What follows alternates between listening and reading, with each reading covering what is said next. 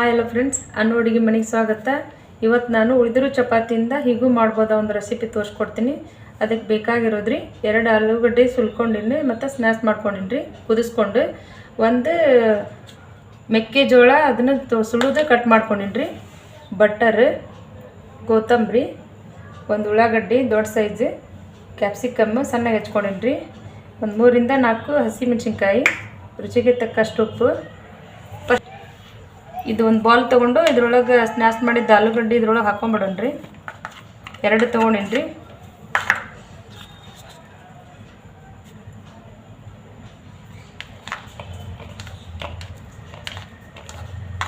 ಇದು ಮೆಕ್ಕೆಜೋಳ ಸುಲಿದು ಹಾಕ್ಕೊಂಡಿನ್ರಿ.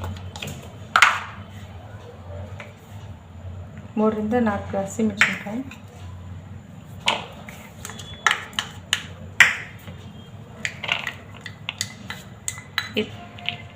ಸೀಜ್ ಹಾಕ್ಕೊಂಬಿಡೋಣ್ರಿ.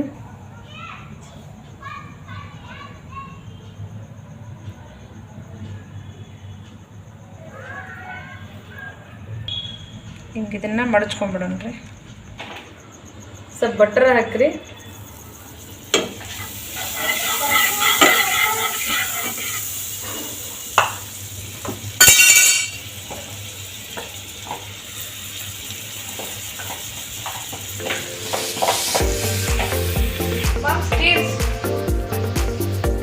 ತೆಗೆದು ಹೊಳಿಸ್ಕೊಂಡ್ಬಿಡೋಣ್ರಿ.